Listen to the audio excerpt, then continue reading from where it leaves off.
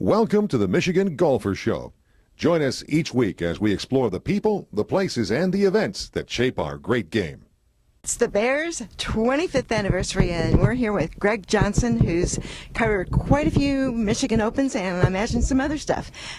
Greg, do you have a favorite memory of the Bear? I do. I've covered all the Opens that were at the Bear, and I think a couple that were at the other course too. But my favorite one is Brent Veenstra shot 62 here. He set the course record. So in the last round of the Michigan Open, there was a rain delay.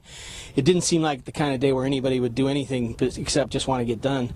And he was out there hitting every green and making every putt, and it was probably the most incredible single golf thing I've seen. And I saw Tiger Woods win at the Open at Pebble Beach by 14 shots. But this was just an incredible where a club pro, a kid from Grand Rapids with kind of a funky swing, just had the most incredible day, and so that's my favorite memory. Wow, that's an interesting one, and I'm pretty sure, because you're on video talking about it, we're here when Scott Hebert chipped in from a bunker on the 17th. Oh, yep, I saw that, and I saw a lot of amazing shots by him. You knew he was never out of it here. In fact, you kind of figured he had a 5-shot advantage at the start. So this was his place. You know, he's still here, working here. I mean, the Bear and him are kind of tied together. I think they're cousins. Have you played it? I've played it probably, I would say, conservative estimate, probably 30 times. Do you remember the first time? Yeah, I shot 1 billion. Yeah, that was... I mean, I came off with, I still had my shorts on, but all my golf balls and everything else was gone. It was bad.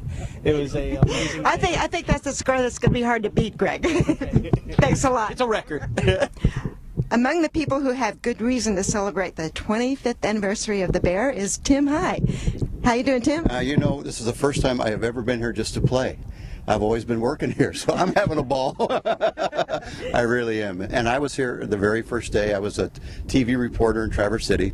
So one of my great memories is I got to interview Jack Nicklaus, and I got to see the vision of Paul Nine and the Colleen Bagleys of the world. And I've been able to watch the course because I ran the media centers for the Michigan Open since 1990, and been able to watch the course mature and watch these players learn how to play it. And it's just been a true privilege to be here from the start.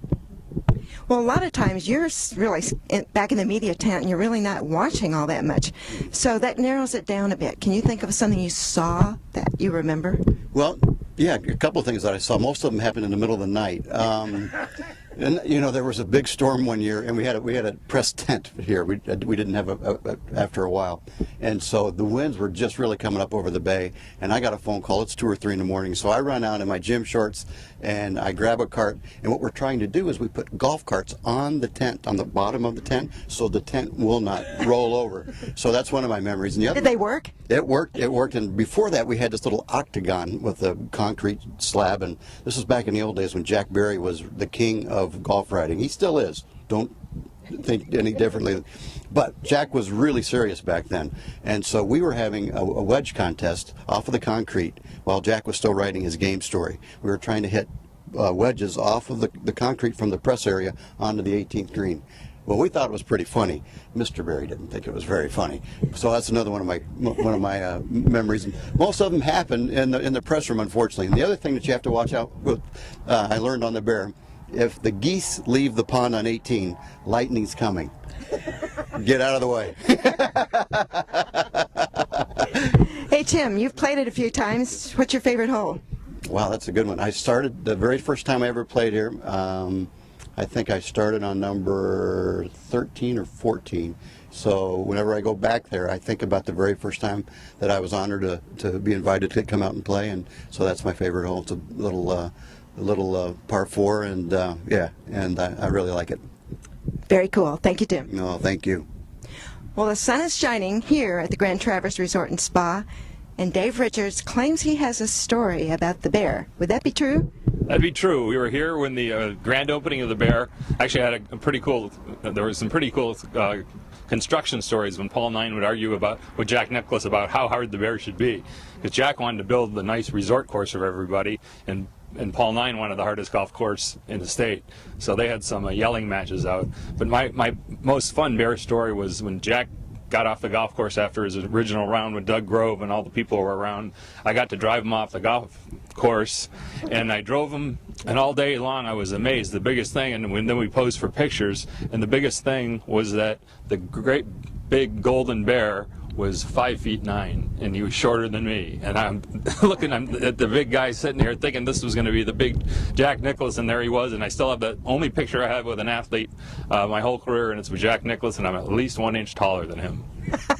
So he wasn't even wearing elevated golf shoes, huh? No, normal shoes, and I had flat shoes on, and I was shocked that, after watching him on TV, I was really shocked at how the golden bear was not very tall.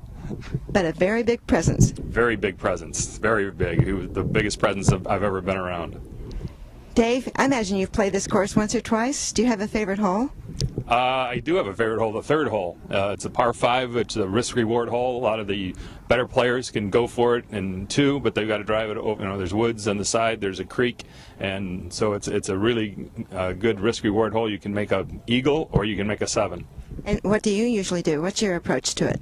My approach nowadays, due to back surgery, is to ride around in a cart and tell everybody how to play the hole. And I'm the best 15 handicap teacher in the country. So a supervisor. Very much so. I'll be the PR guy out there today. Cool. Thanks, Dave. All right. Thank you.